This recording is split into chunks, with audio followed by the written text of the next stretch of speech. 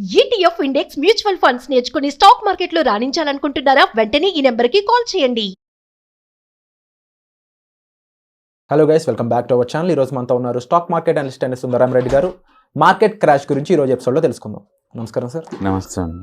Sir, మార్కెట్లో investors దగ్గర నుంచి మొదలు పెడితే కొన్ని మార్కెట్ న్యూస్కి సంబంధించిన ఛానల్స్ అయి ఉండొచ్చు, మీడియా కూడా మార్కెట్ క్రాష్ అవ్వబోతుంది దగ్గరలోనే, మహా అంటే ఒక 1 వీక్లో అని చెప్పేసి, అందులో కూడా బిగ్ క్రాష్ అనేది చూడబోతుంది మార్కెట్ అని చాలా భయాందోళనకైతే గురి చేస్తూ ఉన్నారు. ఇది ఎంతవరకు నిజం? దీనికి గల కారణాలు ఏమై ఉంటాయంటారు? మార్కెట్ ఆల్ టైమ్ హైలో ఉన్నప్పుడు అప్పుడప్పుడు ఇలాంటి రూమర్స్ రావటం మామూలు విషయం అండి. అంటే పర్టికులర్గా ఇప్పుడు ఎగ్జిట్ పోల్స్ తర్వాత వచ్చిన వాలటిలిటీ తర్వాత మార్కెట్ కంటిన్యూస్గా వన్ వే రూట్లోకి వెళ్ళింది. మార్కెట్ ఆల్రెడీ ఇప్పుడు ఓవర్ బాట్ కండిషన్లో ఉంది.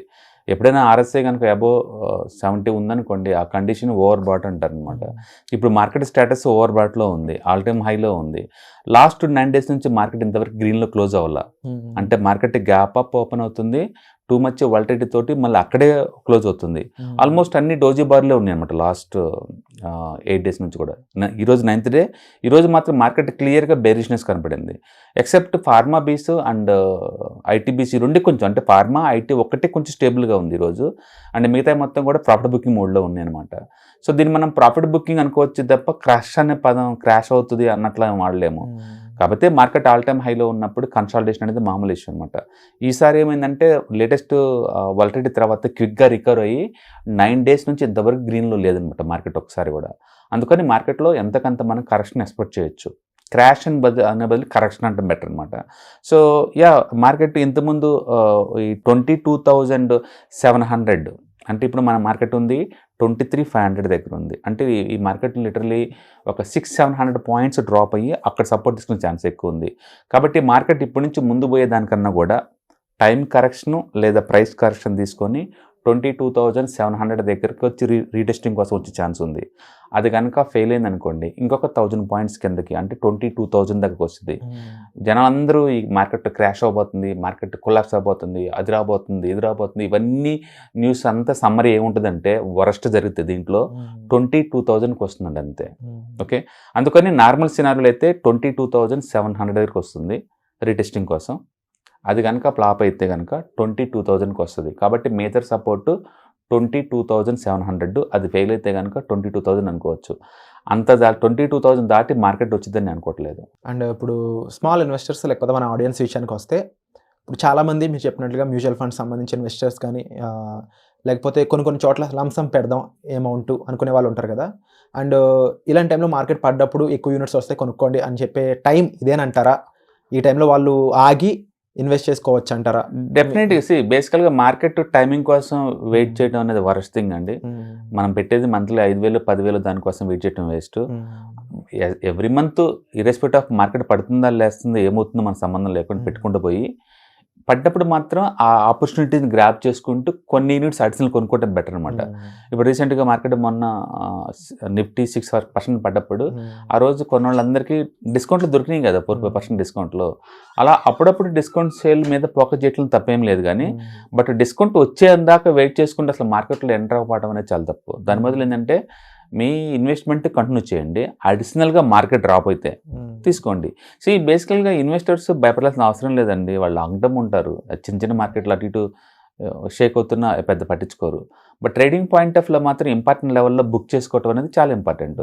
కాబట్టి మీరు షార్ట్ టర్మ్ ట్రేడర్ కనుక అయితే ఇప్పుడు బుక్ చేసుకోండి. ఒక 4%, 5% డ్రాప్ అయిన తర్వాత మీరు ఎంటర్ అవ్వచ్చు. బట్ జనాలు షార్ట్ చేసినంతగా మార్కెట్ క్రాష్ అయ్యే ఛాన్స్ అయితే లేదు. సో 22,700 అక్కడ దాకా వస్తుంది నార్మల్ సినారీలో. వరస్ట్ అనుకుంటే కనుక 22,000కి వస్తుంది అంతే. జనాలు ఎక్స్పెక్ట్ చేసే బిగ్ కరెక్షన్ అదే అంతే. అందుకని అంత కలిపినా అది 5% డిస్కౌంట్ వచ్చింది మ్యాక్సిమం. అందుకని నాకు తెలిసి 5% డిస్కౌంట్ నార్మల్ థింగే కాబట్టి పెట్టుకోవచ్చు. గుర్తుపెట్టుకోండి, without any reasons stock market అనేది 10-15% పట్టడం అనేది మామూలు విషయం. లాస్ట్ 43 years ఏ ఇయర్ పడలేదు చెప్పండి? లాస్ట్ 43 yearsలో ఏ ఒక్క సంవత్సరం పడకుండా ఉంది చెప్పండి, అప్ టు 15% వరకు. అందుకని 10-15% పట్టడానికి ఎలాంటి రీజన్స్ అవసరం లేదు. వాటి గురించి డిస్కస్ చేయాల్సిన అవసరం కూడా లేదు. అంటే ఇప్పుడు వీళ్ళు చెప్పే క్రాష్ ఏదైతే ఉందో అది జస్ట్ 15-20% సంబంధించిందనా, లేదంటే ఇంకా కిందకి వెళ్ళే అవకాశం కూడా ఉందంటారా? నేను అదే అంటుంది, సైంటిఫిక్ బేస్ మీద ఎలా మాట్లాడుతుందని నాకు తెలియదు. సో బేసికల్గా హెచ్డిఎఫ్సి బ్యాంక్ అది ఇప్పుడే రికవరీ మోడ్లో ఉంది, కోటక్ బ్యాంక్ రికవరీ మోడ్లో ఉంది, అండ్ రిలయన్స్ లాస్ట్ 3 months నుంచి కన్సల్టేట్ అక్కడే అవుతుంది. పెద్ద పెద్ద హెవీ వెయిట్స్ అన్ని కన్సల్టేషన్ మోడ్లో ఉన్నప్పుడు అవి ఆల్రెడీ ఒక ఓవర్గా బ్రాడ్ పొజిషన్కి వస్తే యా హెవీ వెయిట్స్ అన్ని ఓవర్ బ్రాడ్కి వచ్చినాయి కాబట్టి మార్కెట్ని సపోర్ట్ చేయవు కాబట్టి కొలాప్స్ అవుతుంది అనుకోవచ్చు. ఐటీ ఇప్పుడిప్పుడే రికవర్ అవుతుంది 1 yearలో నుంచి, అండ్ బ్యాంక్ నిఫ్టీ ఇప్పుడే కొంచెం ఆల్ టైమ్ హై దగ్గరకు వచ్చేసింది. కాబట్టి ఇండెక్స్లన్నీ కూడా లేదు, చాలా హెల్దీగా కన్సల్టేషన్ మోడ్లో ఉన్నాయి. అందుకని టూ మచ్గా పడిద్దని అనుకోవట్లేదు. ఒక 5% కరెక్షన్ అయితే మామూలు విషయం, అది దాని గురించి మన ప్రెడిక్షన్ కూడా అవసరం లేదు. ఓకే, ఎందుకంటే రీసెంట్గా ఎలక్షన్స్ రిజల్ట్ వచ్చిన దగ్గర నుంచి స్టాక్స్ అన్నీ కూడా 10 to 15% పెరిగింది. ఏదన్నా ఒక స్వింగ్ ఒక 7 days కానీ ఎక్కువసేపు సస్టైన్ అవ్వదు. అందుకని టైం కరెక్షన్ కానీ ప్రైస్ కరెక్షన్ కానీ మ్యాండేటరీగా వస్తాయి. కాబట్టి కొంత బుక్ చేసుకోండి షార్ట్ టర్మ్ ప్లేయర్స్ అయితే. లాంగ్ టర్మ్ వాళ్ళు అయితే ఇలాంటి వస్తుంటే పోతుంటే వీటి గురించి మనం ఆలోచించాల్సిన పని ఏం లేదు. కాబట్టి నేను అనుకోవటం ఏంటంటే 22,700కి నెక్స్ట్ కపుల్ ఆఫ్ డేస్లో రాబోతుంది మార్కెట్. ఆ తర్వాత అక్కడ అది మళ్ళీ సపోర్ట్ తీసుకుని పైకి పోతుంది కింద పోతుంది చూడాలి.